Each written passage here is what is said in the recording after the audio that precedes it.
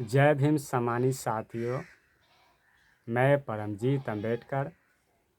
आज मैं पाखंड पर एक कहानी सुनाऊंगा। एक गांव में एक व्यक्ति का पिता इस दुनिया को छोड़कर चले गए, तो उन्होंने पगड़ी के दिन पंडित जी को बुला के लाए और अपने पिता को स्वर्ग पहुंचाने के लिए तोशक, तकिया, खटिया, मच्छरदानी अर्थात जीवन यापन करने के लिए जो भी सामान यूज होता है, लगभग 2 लाख रुपया का सामान पंडित जी को दान दिए, ताकि उनके पिता का स्वर्ग में कोई दिक्कत न हो। उनके पिता का मरा हुआ लगभग साल भर हो गया। पंडित जी साल भर के बाद पुनः जजमान के घर पहुंचते हैं और कहते हैं, जजमान जी, आपके पिता का स्वर्ग से एक संदेश आया है। तो जजमान कहते हैं, पंडित जी कौन सा संदेश? तो पंडित जी कहते हैं कि जजमान जी, आपने हमें जो साल भर पहले दान में मच्छरदानी दिए थे स्वर्ग भेजने के लिए, वो तो हम भेज दिए, लेकिन हुआ क्या, वो मच्छरदानी अब फट चुका है, जिसके कारण आपके पिता चैन से सो नहीं पाते हैं रात भर और हमको परेशान कहते हैं कि आप नया मच्छरदानी दीजिए। इसलिए मुझे मजबूरन होकर आपके घर पुनः आना पड़ा। कहा, ऐसा बात है, ठीक है, मिलेगा।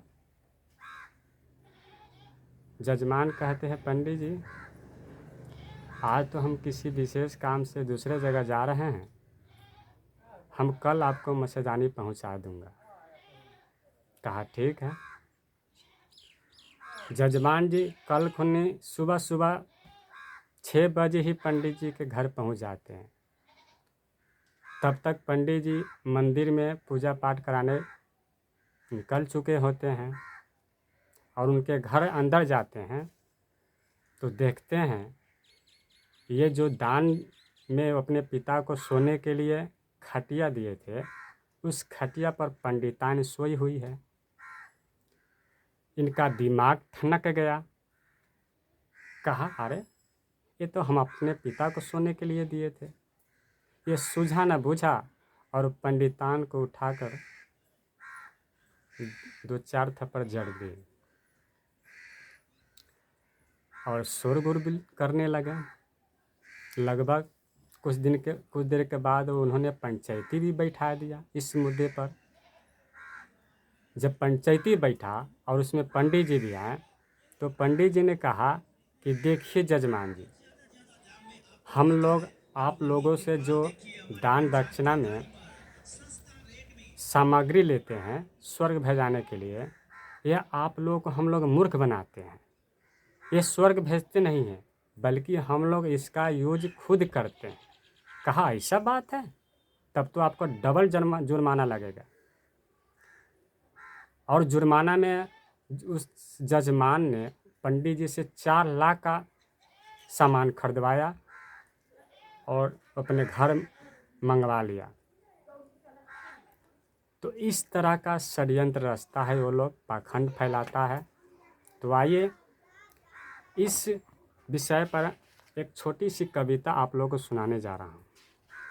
कहना है कि जियत पिता से दंगम दंगा, अब मरल पिता को पहुँचावे गंगा। जब पिताजी जिंदा थे तब तो दिन रात दंगम दंगा शोरगुल करते थे, और मरने के बाद अब उन्हें तुम गंगा में पहुँचाने की नौटंकी कर रहे हो। कहना है, जिंदा पिता से पूछू न बात, अब मरल पिता के दूध और भात।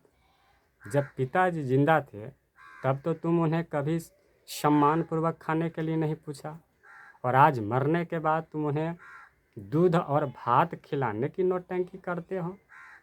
कहना है, जियत पिता के घुस्सा लात, अब मरल पिता के श्राद्ध करात। जब पिताजी जिंदा थे तब किधर से आते थे तो तुम उसे 2 थप्पड़ जड़ देते थे, और आज मरने के बाद श्राद्ध कराने की नौटंकी कर रहे हो। कहना है, जियत पिता के डंडा लठिया, अब मरल पिता के तोषक थकिया। जब पिताजी जिंदा थे तब तो तुम उन्हें लाठी डंडा से सम्मान करते थे, और आज मरने के बाद तुम उन्हें तोषक तकिया दान कर रहे हो। इसलिए कहना है, अरे रटता रटता, अरे पानी पानी रटता रटता पिता गया सुरधाम, पानी पानी रटता रटता पिता गया सुरधाम। अब भूव देह पर दूध गिरा के बेटा करे बापू का प्रणाम। अरे मर जाए ऐसा संतान जिससे है भारत परेशान।